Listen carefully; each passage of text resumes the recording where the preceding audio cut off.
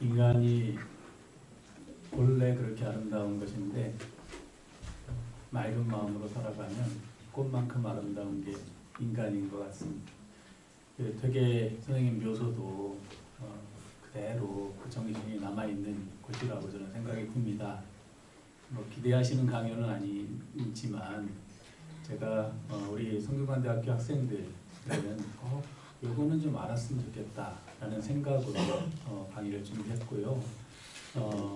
자녀를 보내고 있는 부모님들도 오늘 좀 학교에 대한 것을 이해하시고 조금 더 자랑스럽게 자녀들을 바라보면서 응원했으면 하는 바람으로 준비를 해봤습니다.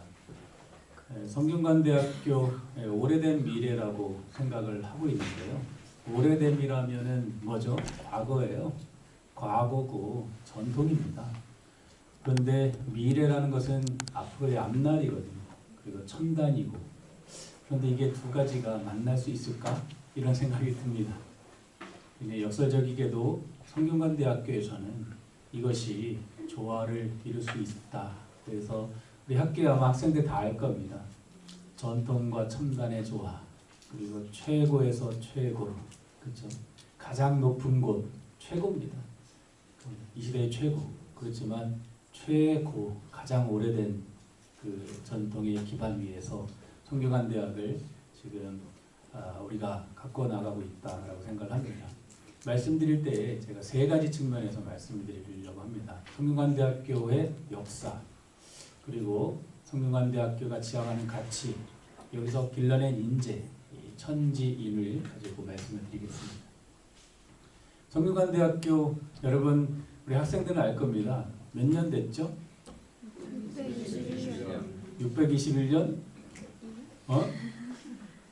72년 아니에요? 아니면 우리 66년 아닌가? 종합대학이 1953년도에 생겨난 것이니까 그런 거 아닙니까? 너무 허황되지 않습니까? 그렇게 비웃기도 합니다. 무지가 그렇게 용감합니다. 무지하면 그렇게 비웃어요. 알고 나면요 정말 끊어진 단절된 역사에 대해서 많은 성찰을 하게 될 것이다라고 생각이 드는데요. 성균관대학교는 지금 건학연도를 1398년도로 삼고 있습니다. 태조 이성계가 한양천도를 할 때 경복궁을 건립할 때 경복궁에서 나라의 정치를 책임지거든요. 이 정치를 책임지는 인재, 국가의 동량을 길러내는 가장 중요한 곳은 왼쪽에 있습니다. 왼쪽에 서게 되는 거거든요. 오른쪽이 아니라. 이건 경제 중심의 사직단이거든요. 성균관을 동시에 건립하는 겁니다. 그만큼 교육이 중요하다는 것이거든요. 그래서 성균관대학교는 이러한 이 성균관의 역사를 함께 계승하고 있고 현재 있지 않습니까? 여러분 매일마다 대성로를 지나다니면서 그렇죠? 성균관을 보고 있습니다. 뿐만 아니라 성균관이라는 이름을 그대로 계승하고 있습니다. 뿐만 아니라 성균관에서 지향했던 그 수천 년 이래로 이루어졌던 교육의 지향성을 함께 계승하고 있다라고 저는 자부하고 있습니다. 그래서 621년이라는 것은 저는 당연한 결과라고 생각을 하고요. 다만 621년이 아니라 사실은요. 이 600년도 600주년을 건립할 때 사실은 많은 논쟁이 있었습니다. 왜냐하면 이름을 계승할 때에는 이미 개성에 고려성균관이 있었거든요. 그렇죠? 그리고 가치를 생각하면은 고려성균관 이전에 국자감이라든가 이런 이제 그 이전에도 국학, 태학 이전에 국가의 인재를 길렀던 핵심 교육기관이 바로 성균관이었습니다. 그렇지만 현재 우리가 가지고 있는 역사적인 유물의 근거에서 621년으로 현재 삼고 있는 거지만 앞으로 통일 이후에는 조금 재논의가 돼야 될 겁니다. 한국의 수천 년간 이루어졌던 교육에 저는 그 정통성이 여기 계승되고 있다. 이름만 보더라도 알 수 있죠. 성균입니다. 우리 대학은 성균이죠. 성균. 예, 북경대학 선생님이 북경대학을 나왔지만 북경대학 북경 연징 그렇죠. 베이징大学 거기 얼마나 멋없습니까? 그렇죠. 동경대학, 하버드대학 다 그런데 성균관대학은 성균관이라는 이름에 이미 가치를 담고 있어요. 교육의 이상을 담고 있다는 겁니다. 바로 성인재지 미취요 교훈 풍속지 불재라고 이런 얘기가 우리 흔히 알고 있죠. 그죠? 이건 곧 우리의 건화 개념인 수기치인입니다. 조금 뒤에 더 말씀을 드리도록 하겠습니다. 물론 성균이라는 이름이 이런 의미만 갖고 있는 건 아닙니다. 성균의 균은 사실은 이제 고대의 음악을 관장하던 학교와 관련이 있습니다. 그러니까 음악은 뭐냐? 사실 맹자가 공자를 평가할 때 성인 중에서도 늘 상황에 맞게끔 하는 그런 중용의 도를 실천한 금성옥진으로 얘기를 하는데요. 그래서 균이라는 것은 음악 연주할 때 모든 악기가 제각기 다른 악기가 이 조화를 이루듯이 우리 마음속에 드러나는 매 순간 변화하는 오름의 기준들을 실천하는 완성해서 성이 되는 그런 인간의 인재를 완성하는 것이 바로 성균입니다. 그런 가치가 우리 대학 교육에 현재 이어지고 있고요. 그런데 성균관대학교가 순환을 그죠? 국학의 순환을 받습니다. 경술국치가 일어나고요. 일본이 제일 먼저 한 게 참 놀랍게도요. 핵심을 건드려요. 핵심을. 평등이라는 이름으로 창덕궁을 동물원으로 만들어서 개방시킵니다. 사실은 이게 모욕적인 일인데 그리고 교육 기능을 제일 먼저 폐쇄하는 겁니다. 성균관에서 길러낸 인재들을 이제는 더 이상 길러내지 못하게 교육 기능을 폐쇄하고 제사 만들게 만들어요. 그리고 전문 기술만 배우게 합니다. 한문이나 배우게 하는 경학원으로 강등시켜요. 이게 이제 일본이 처음 한 일입니다. 그 뒤에 수많은 논쟁들이 일어납니다. 대학을 자체에서 설립하겠다라고 돈을 걷기도 하고요. 그런 논쟁이 일어나다가 이제 3.1운동이 일어났죠. 3.1운동이 일어나면서 일본이 깨달은 건 문화정치로 바꾸지 않습니까? 총칼로도 안 되는 겁니다. 한국이. 그렇죠? 오금치 전투에서 30만 대군을 따발총으로 죽일 때 동학군들이 죽을 줄 모르고 무서워서 그랬습니까? 알고도 가서 죽는 겁니다. 그만큼 우리 민족이 이 마음이 바로 서면요 참 무서운 겁니다. 어떤 거에도 굴하지 않거든요. 그러니까 이 마음을 바꾸기 시작해요. 그러면서 이 다른 것은 전문교육 기능만 남깁니다. 우리나라의 모든 지역에는 농업 전문, 의학 전문, 무슨 전문만 남기고 이쪽은 종합대학이 만들어지는 겁니다. 경성제국대학을 1924년도에 만들어요. 성균관대학교를 이렇게 내려가는 이 공간에다 지금 대학로라고 불리는 곳입니다. 그 뒤에 성균관은 여전히 순환을 겪게 됩니다. 자체 내에서 한거를 해서 명륜학원이라는 학원도 만들고 전문학교도 만들어보고 폐교됐다 연성소로 개청됐다가 다시 이제 해방을 맞이하게 됩니다. 해방을 맞이하자마자 우리 선현들이 참 놀랍습니다. 가장 먼저 한 게 또 학교의 부활입니다. 그렇죠? 성균 명륜전문학교를 개교를 하고요. 그런데 이제 우리의 선택은 이제 남한은 이제 미군정이었고 북한은 이제 소련이었는데요. 1945년 10월 16일에 조선 이제 미군 사령관이었던 지령에 의해서 법령이 하나가 딱 만들어집니다. 학교에 대한 법령을 만드는 거예요. 학교의 법령을 만드는데 제1조가 뭐냐? 경성제국대학의 명칭은 자애, 이애 이것을 경성제국대학을 서울대학이라고 변경함. 이게 첫 번째 항목이에요. 아셨죠? 경성제국대학이 서울대학이 됩니다. 그리고 제2항은 다른 수백 개의 학교가 있었음에도 불구하고요. 그때 당시에 연희전문대학교 다 있었잖아요. 관심도 없습니다. 딱 두 개만 다루는 겁니다. 법령에 공자묘에 있는 경학원 성균관입니다. 성균관의 명칭을 차를 성균관이라 변경한. 그리고 이게 10월 16일 날 공표가 되고 요 사람이 이제 이 미군 청정의 해군 대위가 경성대학의 학장으로 임명이 됩니다. 아니 그 미군청에서도요 알았던 것 같습니다. 국립대학, 국학의 개수는 어디에 되겠느냐라는 생각을 많이 했으니까 이 성균관이 빠질 수가 없었던 겁니다. 그래서 이게 같이 올라갔는데 이런 일이 있고 나서 전국에 11월 달에 어떤 일이 일어나냐면 전국 유림자 대회가 일어납니다.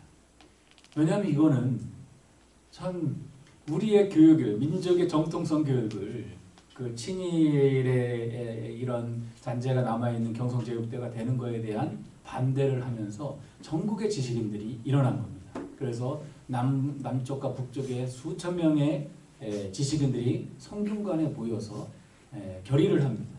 그리고 이때에 결의를 하고요. 그런데 이때에 미군청정에서 갑자기 이런 결의 이후에 12월 달에 그 두 번째 항목이 있지 않습니까?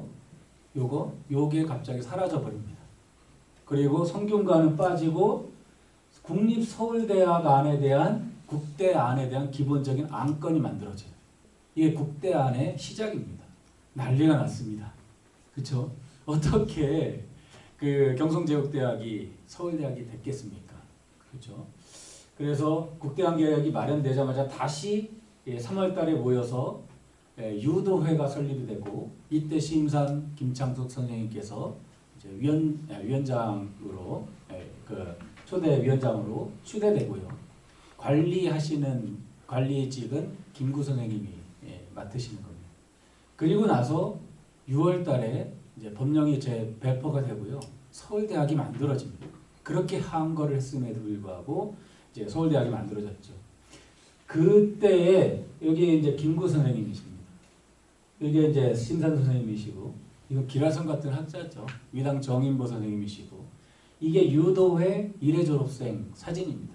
요 사진을 찍고 김구 선생님이 이틀 뒤에 돌아가시는 겁니다. 그렇죠. 암살대 당하는 거거든요. 김구 선생님이 해방 이후에 어떻게 했냐면 이런 일들을 있고 나서 어떻게 교육을 할 것이냐를 그렇게 고민합니다. 그렇게 고민하면서 심산 선생님과 함께 이 성균관을 통해서 국학을 만들어야 된다고 논의를 했는데 그때 당시에 유학견, 오창석 이런 사람들은 존 듀이의 뭐 교육론을 배워온 이런 사람들이거든요. 아니면 이제 기독교 문명을 받아들인 사람들이기 때문에 여러 가지 논쟁 속에 성균관 대학교가 결국 빠져버려요. 그리고 나서 1946년도 6월에 이게 누구냐면 심산 선생님이십니다. 다리불구가 되셨어요. 그렇죠. 퇴계항맥이에요. 심산 선생님은 한주학파하고 퇴계항맥으로 이어지는데요. 강력한 실천 정신을 통해서 한거라다 두 아들을 또 결국 목숨을 바친 거지 않습니까? 일제 한거하다가 돌아가시고 아들도 그리고 본인도 감옥에서 고문 속에서 다리 불구가 돼서 이 다리 불구 상태에서 김구 선생님과 심산 선생님이 사위 등에 업혀서 문교부 장관을 찾아가가지고 말이 되느냐 해가지고 제일 처음에 만든 대학이 서울대학이 만들어지고 나서 바로 만든 게 성균관 대학입니다. 어떻게 만들었느냐? 전국에 있는 요림들, 전국에 있는 지식인들이 개인 돈으로 한 게 아니에요. 조선 팔도에서 돈을 내서 만든 대학이에요. 이 대학은 국가에서 된 게 아닙니다. 그러면서 이 대학이 만들어지죠. 그래서 1953년도에는 이제 6.25 전쟁 이후에 2월달에 본격적으로 이제 경성제국대학만이 서울대학뿐만 아니라 성균관 대학교도 종합대학으로 승격을 합니다. 성균관 대학교가 되는 거죠. 그래서 역사적으로 봤을 때에는 철저히 서울대학은 진리, 베리타스 이런 거 아닙니까? 그렇죠? 그래서 서양의 어떤 방법론들을 그대로 받아들여 왔고 저는 그거에 대해서 부정하거나 아니면 비판하고 싶은 마음은 없습니다. 그 역시도 우리의 선택이었다. 그렇지만 너무나도 안타까웠던 것은 우리 있어왔던 전통에 대해서 철저한 단절을 시도했던 곳이 였고 성균관대학교는 여전히 그것을 이어가면서 첨단으로 나아가자라는 어떤 지향을 꿈꿔왔었습니다. 그래서 지금 1953년 이후에 안타깝게도 신산 선생님께서 1956년도에 쫓겨나십니다. 이 부분은 1952년도에 이승만 정권에 이제 한 거 하다가 피를 흘리고 있는 모습입니다. 그렇게 반대를 하죠. 그리고 마지막 돌아가시는 순간에서도 큰 어르신이니까요. 국가의 대소사가 있으면 늘 찾아왔던, 여기 안동에 오시면 김병일 원장님이든 김정일 원장님이든 이사장님이든 김병일 이사장님이든 아니면 지금 종선 어르신이든 찾아뵙지 않습니까? 박정희 대통령도 제일 처음에 찾아뵀던 게 심산 선생님이죠. 그 정도로 강력한 영향력을 올곧게 살아가셨던 분이고, 그것을 어디서 계승했느냐? 바로 우리 대학에서 계승하고 있다는, 절절합니다. 심산 선생님께서 이날 1953년 2월 달에 학생들에게, 재군들에게 바라는 어떤 그 입학식 치사는요, 이분이 지향했던 교육이 그대로 드러납니다. 좋습니다. 그러면 성균관대학교의 역사는 그렇다 쳐도, 그러면 우리 대학이 지향하는 가치는 도대체 뭐냐라는 겁니다. 그렇죠? 어떤 인재상을 그리고 있느냐?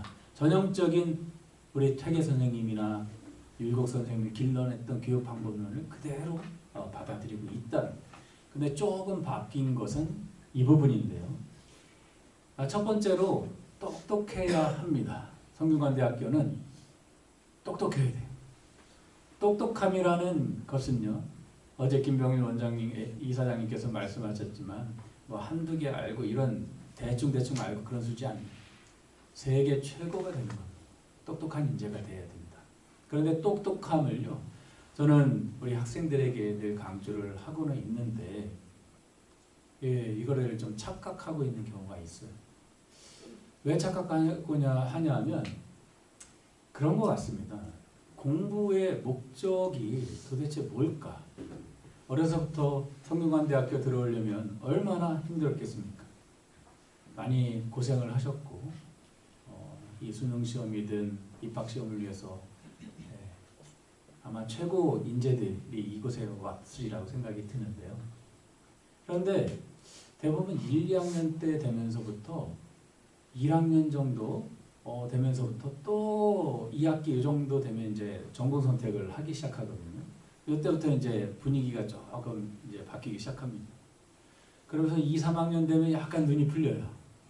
또 4학년 되면 또 특히 이전에 법대가 있었을 때는 더 했습니다. 법대 학생들 중에서는 아주 또 성대에서도 베스트였는데 눈 풀린 학생들이 많아요. 그래서 이제 실패를 하면서 그런 경우가 있거든요. 그런데 이게 왜 그러냐면 우리가 너무나도 착각을 하고 살아요. 뭐냐면 우리가 사실은 늘 제가 학생들에도 말을 하고 있지만 유한한 삶을 살고 있는 게 우리거든요. 영원히 살고 있는 게 아니에요. 우리는 언제 죽을 수 있다, 언제든지 죽을 수 있다는 게 사실이고, 이거는 진리입니다. 이 죽음이라는 것은 사실은 우리가 지금 여기에서 내가 원하고 바라는 것이 무엇인지를 다시금 돌아보게 하는 계기도 됩니다.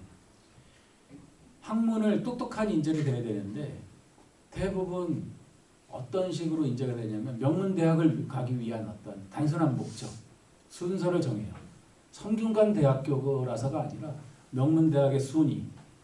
그럼 명문대학에 들어온 이유는 조금 더 나은 직장, 먹고 살기 편한 직장, 아니면 사자 들어가는 직업들, 검사든 의사든 이런 것들을 가기 위한 도구로서 선택하는 경우가 있습니다.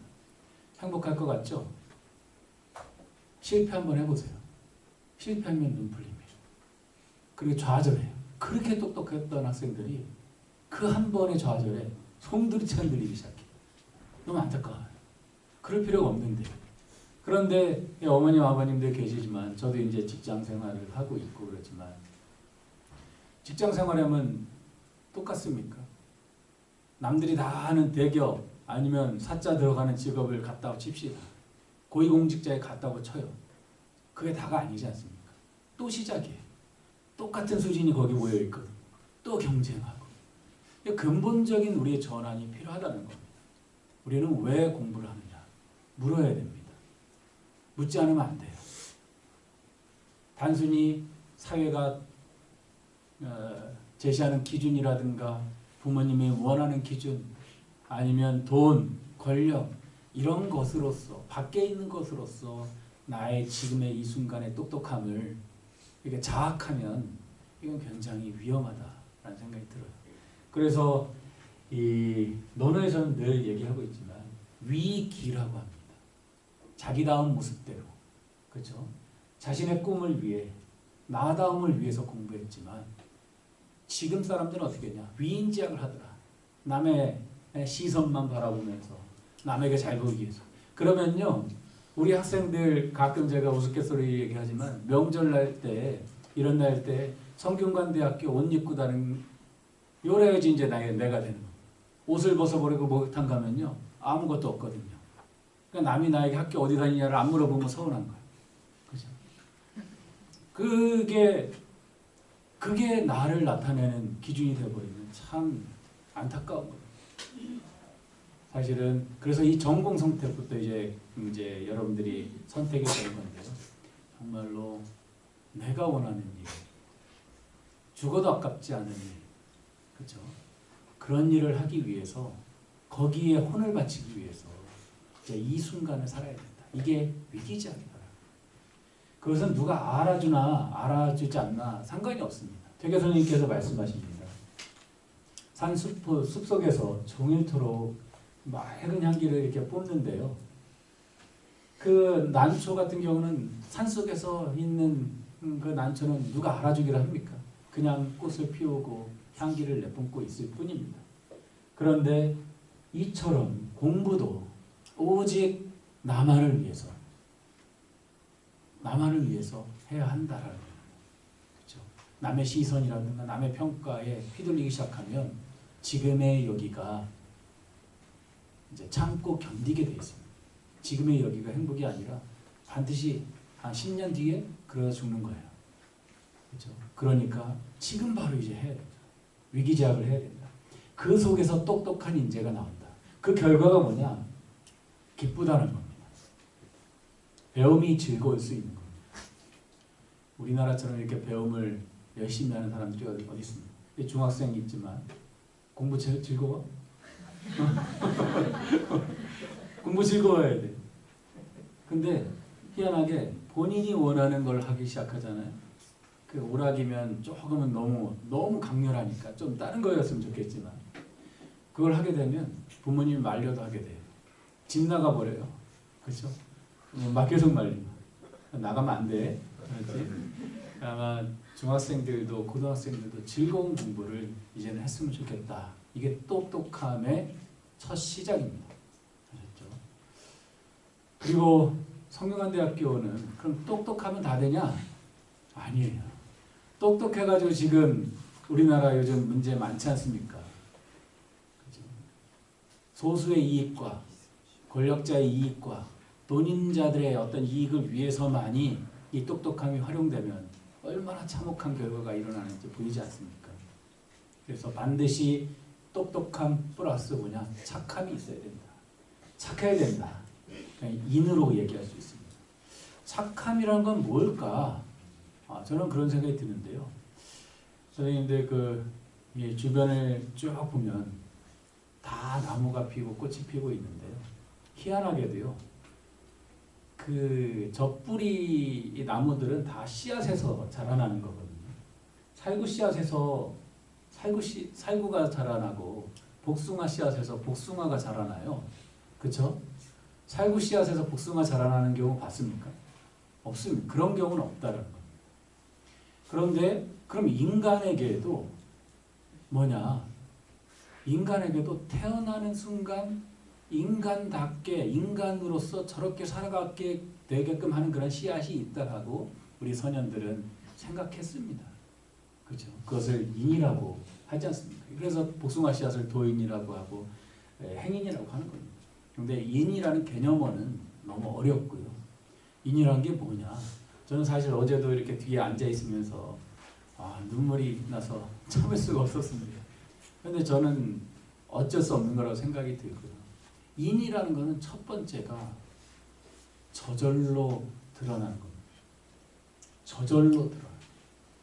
어제 부모님을 향한 그런 묘사들, 그림들, 표현들, 또 자식을 향한 그림들, 표현들, 어디 인위적인 게 있습니까? 이걸 써야지 하겠다라고 해서 쓴 사람이 한 명도 없는 것 같아요. 심지어 우리 아버님 어제도 머리가 이렇게 벗겨지셨지만 뭐 다 벗겨져도 좋대지 않습니까? 그렇죠? 그게 사랑이에요. 근데 그거는 어디서 왔느냐? 살구시야처럼 사람이 태어난 순간 그런 마음을 본래 가지고 있다라는 겁니다. 그것은 희한하게도 나만을 생각하는 이기심이 아니라 나와 떨어진 부모, 나와 떨어진 자식임에도 불구하고 이렇게 자연스럽게 드러나는 감정입니다. 여기에 사람다움의 씨앗이라고 보는 거거든요. 요거를 살려야 되는 거예요. 아셨죠?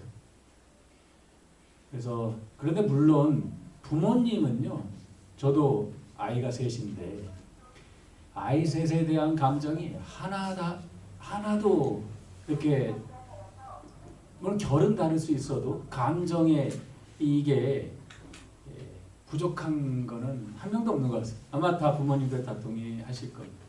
어느 자식 하나 다 귀하고 예쁘지 않습니까? 근데 부모님은 희한하게 가르치지 않아도 저절로 나와요. 그래서 논어에서는 희한하게도 자식 사랑하라는 얘기가 잘 안 나와요. 안 해도 되니까. 강조해도 되지 않으니까 그게 사람다움인데 그거 가르치지 않아도 돼요. 다만 자식을 조금은 객관적으로 바라보면서 잘잘못도 볼 줄 아는 그런 시선을 가질 필요가 있다고 합니다. 맹목적으로 친구들이랑 싸우고 오면은 내 자식만 보여서 친구 잘못 만나서 그렇다라고 얘기하지 않습니까? 사실은 조금은 더 객관적으로 보는 눈이 필요하다는 그런 얘기를 합니다. 근데 반대로 이 자식이 어머니에게는 이게 잘 안 돼요. 어머니 아버지에게는. 그렇죠?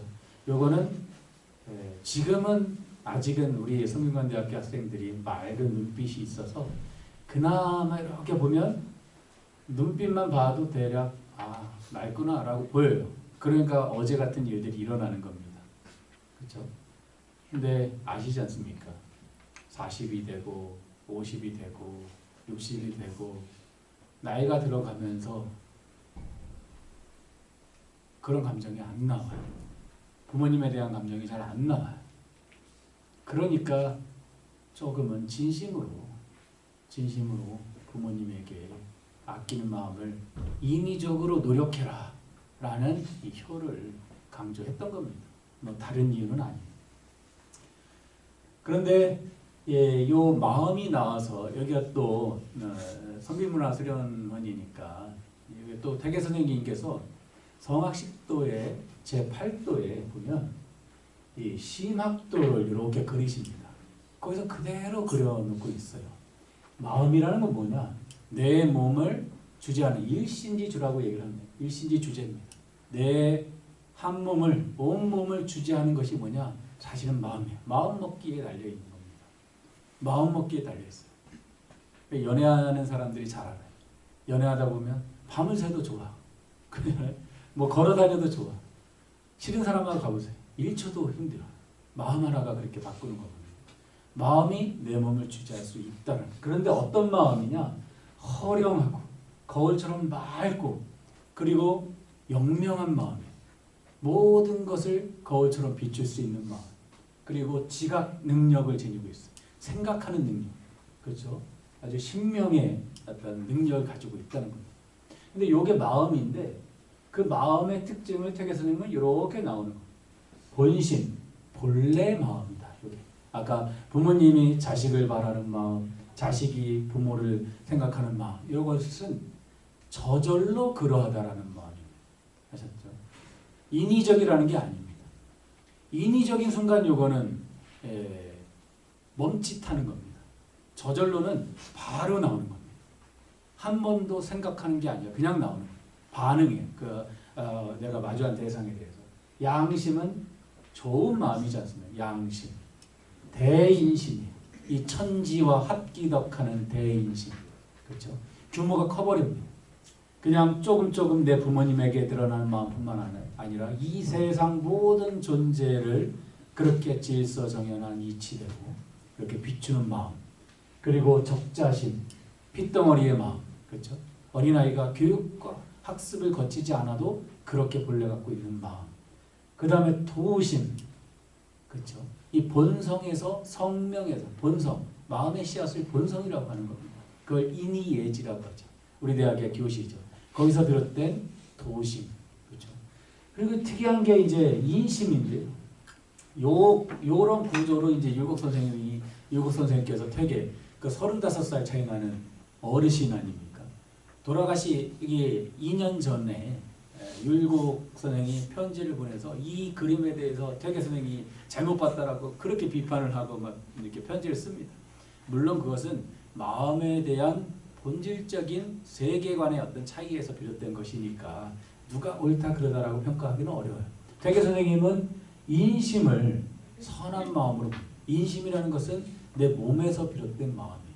몸에서 비롯된 마음이 불안하지 않습니까? 식욕도 있고 색욕도 있고 쉬고 싶고 몸에서 비롯된 마음. 그런데 희한하게 퇴계 선생님은 몸에서 비롯된 마음도 태어나는 순간은 먹고 싶은 것을 조절할 줄 알고 식색지욕이 늘 적절하다라고 말을 하는 겁니다. 그런데 이제 이것이 점점 신경을 쓰지 않으면 인심이 인욕으로 바뀌는 그렇죠. 사욕으로 바뀐다라고 보는 거죠. 요게 이제 마음입니다. 그리고 그럼 이 마음을 실천하기 위해서 선생님들 여기 경이라고 써 있지 않습니까? 경. 그렇죠? 이 마음을 그대로 실천하기 위해서는 두 가지 구분이 필요합니다. 경에는 두 가지 경이 필요한 거예요. 하나는 요 계고 이 왼쪽에 경이 있고요. 하나는 신독과 관련된 경이 있습니다. 계구와 관련된 경이라는 것은 정시, 고요할 때, 미발시에 내 마음을 지금 내 마음에 아주 맑은 씨앗이 있다는 것을 자각하려고 노력하는 이런 공부들입니다. 이건 여러 가지가 있는데요. 그래서 마음을 이렇게 혼잡할 때 그냥 마음을 여기에다 잡아두는 노력들, 그렇죠? 그 계구거든요. 내 안에 있는 본성을 바라보는 두려워하는 마음들. 아니면 내 평상시에 지금 이렇게 그러니까 하나의 티끌도 없애려고 노력하는 고요할 때 내가 다른 사람들 만나기 이전에 아니면 대상 사람을 만나기 이전에 내 마음을 고요하게 하려는 노력들이 하나의 경입니다. 또 하나의 경은 뭐냐면 상식에 대한 즉각적인 실천을 바로 하는 겁니다. 이건 주저하는 게 아니에요. 아셨죠? 그 쓰레기가 보이면 그냥 줍는 겁니다. 내 마음에서 드러나는 대로 바로바로 실천하는 거예요. 이 실천이 이 두 가지 실천이 동정이 겸비되었을 때에 우리는 늘 이제 어린아이와 같은 마음을 계속 지닐 수 있다는 겁니다. 그래서 평상시에 선생님들, 학부모님들이든 자녀분들이든 우리 학생들도 평상시에 그냥 알고 있는 툭툭 마음에 드러나고 있는 상식에 대해서 주저하지 말고 즉각적으로 실천해요. 괜히 이거 하면 좀 이상하게 생각하고 이상하게 그렇게 하시면 그냥 바로바로 실천하는 거예요. 이게 경입니다. 물론 퇴계 선생님이 이 경만 있는 게 아니에요. 이 경은 그만큼 당시의 지식인들이 경물치지라든가 이치만 탐구하고 실천하지 않기 때문에 나타나는 병폐 때문에 경을 그렇게 강조한 겁니다. 그런데 이 경 속에는 뭐냐? 무엇이 옳은지를 알려는 철저하게 탐구하고, 그렇죠? 그 다음에 이것을 종합하는, 그래서 나무를 보면서도 멀리서 보는 숲을 보려는 이런 경물치지의 노력이 퇴계 선생님은 같이 가는 겁니다. 그렇지만 이 부분이 강조됐다는 것은 성이 아닌 경이 강조됐다는 것은 이 퇴계 선생님이 그만큼 지식인으로서가 아니라 지성인으로서 실천가로서 그리고 위대한 인간으로서도 그렇게 전혀 흠이 없다라는 이제 말씀을 드릴 수 있을 것 같습니다. 이게 태계의 선생님의 팔도입니다.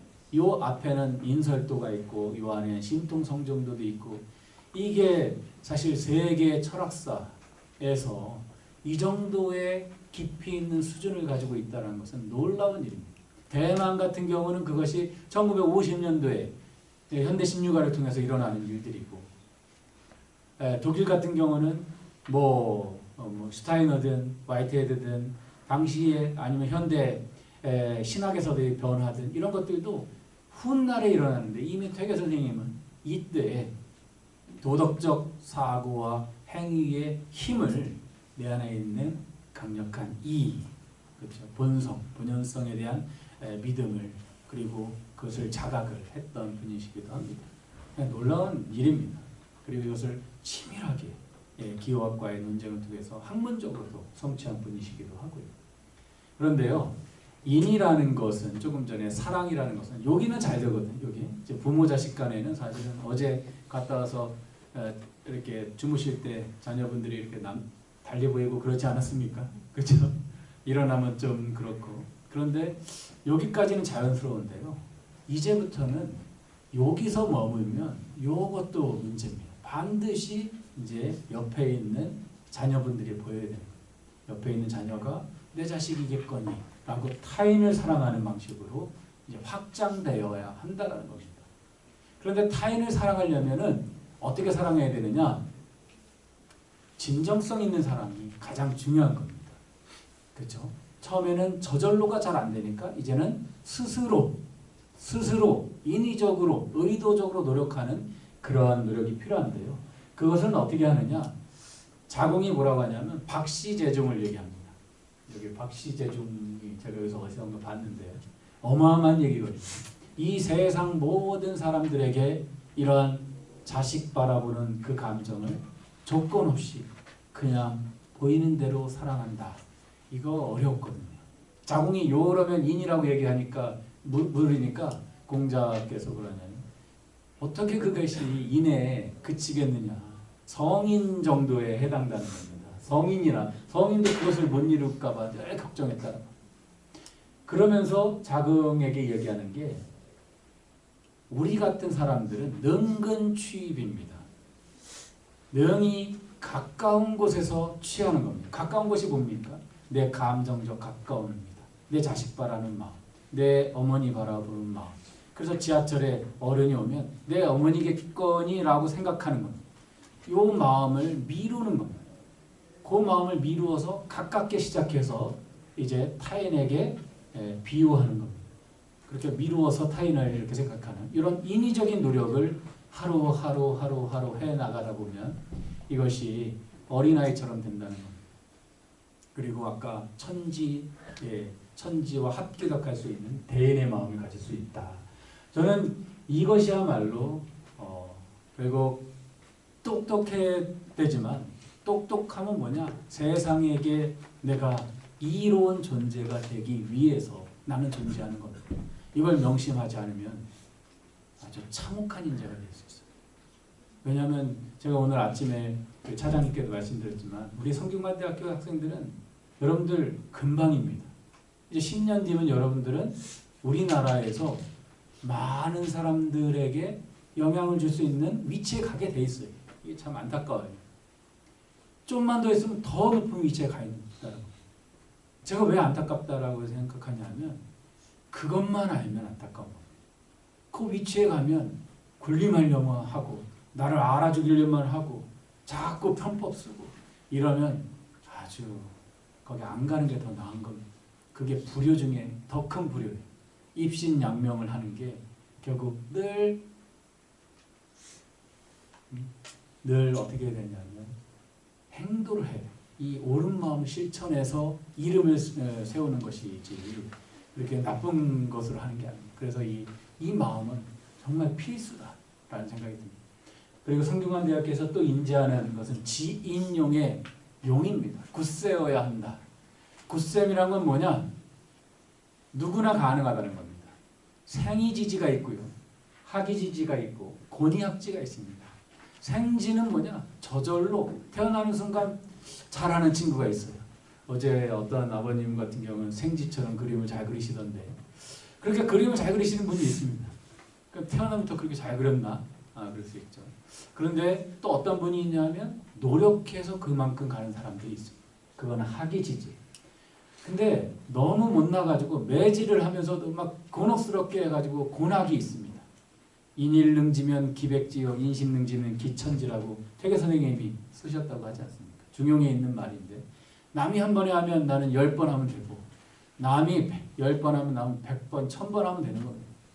그러면 어떻게 되느냐? 이게 극기지야. 그것이 다 도달된 상태에서는 똑같다라는 겁니다. 다 똑같다는 겁니다. 그러니까 누구나 가능하다는 겁니다. 누구나 가능하다. 도달한 수준은 다를 수 있어도 그 질에 있어서는 다 동일하다는 겁니다. 지리산의 소나무만큼 지금 물을 잘못 먹고 있지만 광화문 앞에서 그 화단에서 자라고 있는 소나무도 끊임없이 자기 위치에서 할 만큼 최선을 다하면서 자라나고 있는 다 기쁨을 주고 아름다움을 줄 수 있는 겁니다. 그래서 굳세어야 한다. 언제까지? 죽을 때까지 하는 거. 죽을 때까지. 그런 공부를 하셔야 된다. 그래서 성균관대학교는 이제 오래된 미래라고 하지만 미래는 이제 여러분들의 몫입니다.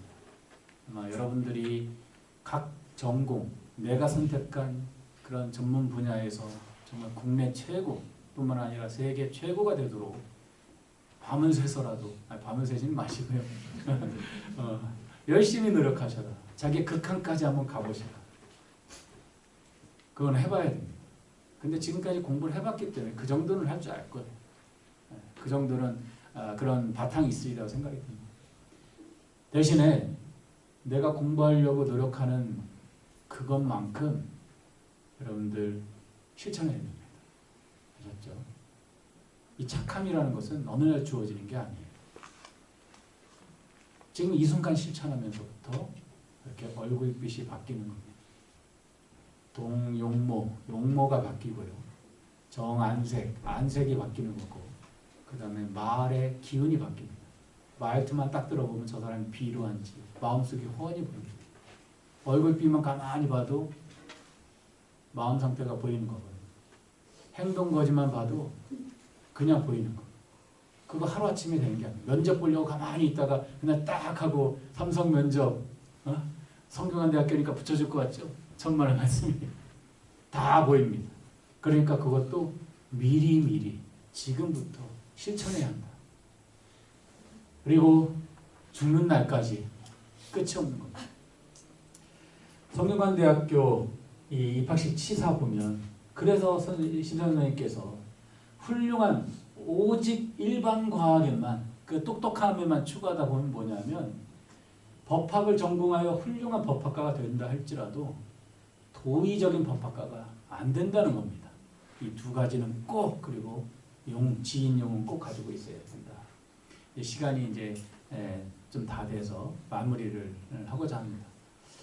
성균관대학교에서 길러내는 인재는 그러면 도대체 어떤 모습입니까? 모범을 그럼 보여주십시오. 있어야 될 거 아닙니까? 그러다 굶어 죽는 거 아닙니까? 그럴 수 있잖아요.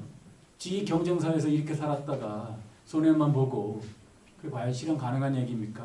아니라는 겁니다. 왜냐하면 성균관대학교는요. 요게 와룡산이에요. 와룡산. 참 터도 잘 잡았습니다. 용을 품고 있는 이제 우리 학생들은 세상을 호령하는 비룡제천하는 이제 어마어마한 국가의 인재입니다. 그런데 지금은 하늘을 날려고 하면 안 돼요. 아셨죠? 지금은 잠룡을 해야 돼요. 그래서 이렇게 용을 품어주고 있는 실력을 쌓아야 된다. 지금은 욕구가 있어요. 막 돈도 벌고 싶고 뭘 하고 부모님께 효도해주고 싶고 그런데 지금은요. 나아가면 큰일 납니다. 용이 이렇게 품어주고 있을 때 지금 이 안에서 내가 할 수 있는 것에 최선을 다해서 실력을 쌓는 게 바로 와룡동입니다. 여기서 길러낸 인재가 뭐 이거 얘기 안 해도 다 아시지 않습니까? 우리 선배님, 그렇죠? 대개 선생님, 아니 돈에 다 들어가 있잖아요. 5,000원짜리, 그렇죠? 우리 율곡 선생님, 뭐 우리 이사장님, 그렇죠? 학부모님 여기 뭐 10만 원짜리 나오면 백범 선생님? 백범 우리 처음에 만들 때 이사장이셨잖아요. 뭐 수도 없습니다. 대개 선생님은 한 가지만 말씀을 드려볼까요? 대개 선생님이 돌아가실 때 어떤 모습이 있냐면 이렇게 다 기록을 합니다. 우리의 기록 문화는 참 위대한 겁니다. 한국의 기록 문화라는 것. 근데 그 제자들이 다 기록을 하는데요. 그때 당시 어떤 행동을 하냐면 돌아가시 며칠 전에 설사를 하니까 매화를 밖에다 내놓아라라고 합니다. 왜냐하면 이 냄새가 좀 나쁜 냄새가 이제 영향을 미칠 것 같다라는 거죠. 돌아가시는 그 순간에는 매화에 물을 주어라라고 하고 그 전에는 내가 책을 빌린 거를 누구 갖고 와라 뭘 갖다 줘라 이런 거 다 정리하시고 매화에 물을 주어라 돌아가셔요. 인간의 경지가 내 자식만 바라보는 게 아니잖아요. 그리고 이 세상 우리나라의 모든 백성들을 바라보는 걸 넘어서 자연 만물도 하나가 되는 경지입니다. 이게 어마어마한 경지입니다. 율곡 선생님은 한번 볼까요? 19세 때에 율곡 선생님은 사임당에 돌아가셔요. 그렇죠? 성현들은 참 보면 현인들은 부모님들이 잘 제대로 이렇게 되신 분들이 별로 없는 것 같아요. 일찌감치 그런 고통 속에서 심지를 그렇게 하는 그런 경우도 있는 것 같습니다. 그런데 율곡 선생님은 그때 어마어마한 좌절을 겪고 그리고 금강산으로 들어가 버려요. 그래서 머리를 감고 이제 진리를 추구하겠다라고 공부를 하시죠. 그리고 1년 뒤에 다시 세상에 나오십니다. 그것 때문에 늘 율곡을 비판했던 부분이 있지만 태계 스님은 그 율곡이 찾아왔을 때 그거에 너무 연연해하지 말아라. 그게 중요한 것이 아니라 지금 우리의 성학이 더 중요한 거거든요. 그런데 그때 내려오자마자 제일 먼저 한 게 뭔지 아십니까? 남달라야. 자경문을 짓는 겁니다. 스스로 경계하는 글을 지어요. 그렇죠? 나의 입지를 정하는 겁니다. 그 첫 번째 항목부터 마지막까지 나는 죽을 때까지 이거 실천하겠다라고. 놀랍습니다. 오죽 그러면 퇴계 선생이 23세에 그 뒤에 23세에 왔을 때 딱 보고 나서 후생가해라고 그쵸? 알아보지 않습니까? 인재를. 그쵸? 다산 선생님 성균관에서 공부하고 몰래 담 넘어가지고 천주시리도 읽고 초창기에 그랬던 분입니다. 명륜당에서 공부하시면서 많은 고초를 겪으면서 휴배를 가서 강진에 갔을 때 이런 어려움 속에 대부분 그냥 죽어버릴까? 자결할까? 포기할까? 그랬을 법도 한데요. 아무도 알아주지 않는 그서에 있는데 그 주막에 있는 노파가 할머니가 받아들여줘서 그 방에서 앉아서 이제 저술 작업을 시작하고 그때부터 제자들을 키우고 이제 강진함에서 공부를 하시는데 대작을 완성하십니다. 본인이 생각했던 세계인식을 통해서 고전을 새롭게 재해석한 거죠. 그러면서 호를 바꿔요.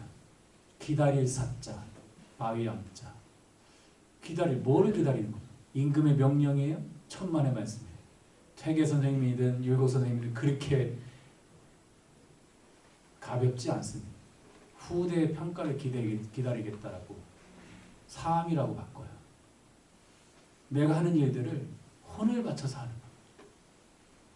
그러면 단재 선생님 아시잖아요. 우리 대학을 아주 우수하게 졸업해서 논문도 쓰시고 근데 경술국치가 일어나고 그러면서 방황을 하시고 장지영과 함께 장재 선생과 함께 뭐 시리아 방송되고 가고 그때 잡지도 만드시고 결국 이제 유망 한국인이 되는 거죠. 한국을 떠나서 만주벌판에서. 그런데 마지막 그 감옥에서 돌아가시는 그 순간까지도 우리가 물질적인 어떤 부강함이 아니라 정신의 부강함을 위해서 이 역사를 다시 쓰는 겁니다. 고구려사 중심, 고대사 중심으로 우리가 그렇게 나약한 민족이 아니었음을 그렇게 계속 그래서 상고사를 쓰고 돌아가셔요. 놀라운 분들입니다. 심산 선생님이요? 아시잖아요. 그렇죠? 우리 총장님, 조대 총장님이십니다. 저는 심산 선생님은 대략 3가지 사유로 정리할 수 있을 거라고 생각합니다. 첫 번째는 나는 누구냐? 물질적인 욕망에 휘둘리는 나가 아니라 내 안에 퇴계 선생님처럼 내 안에 있는 그 밝은 씨앗을 가지고 있는 귀한 나를 자각하는 겁니다. 그 첫 번째 나에 대한 자각. 그리고 두 번째는 뭐냐면 바로 이것이 성균관으로 아까 유도회 만들면서 성균관 대학을 설립할 때 위패 정리 사건과 연관이 되는데요. 바로 민족에 대한 자각입니다. 우리가 4대도 아니고 중국에 종속된 것도 아니고 우리 민족이 독립적이고 자주적인 그 부분을 자각해야 된다는 것을 몸소 우리 성균관 지금 위패와 관련돼서 보여주십니다. 그렇죠? 세 번째는 뭐냐? 그럼 그래서 우리를 자각하고 우리 민족을 자각해서 폐쇄적인 민족주의로 가자는 게 아닙니다. 평화를 얘기하는, 대동을 얘기하는, 온 세상이 평화로 가야 된다. 이건 사실 퇴계 선생님뿐만 아니라 수천 년간 이어왔던 우리 한국의 아주 특이한 정신들입니다. 이게 성균관대학교가 길러낸 인재들이다. 어떻게 좀 믿음이 가십니까? 네. 이게 길입니다. 이제 개교 1000주년, 건학 1000주년에는 이 중에 아마 부모님들이 5만 원짜리로 가실 분들도 있을 거고요. 이 중에 집회에 새겨질 사람들이 있을 거라고 생각합니다. 정말 성균관대학교 다니시는 것 정말 저는 축하드리고 자랑스러울 일이라고 생각하고 대신에 사명이 있다. 열심히 하시기 바랍니다. 마치겠습니다.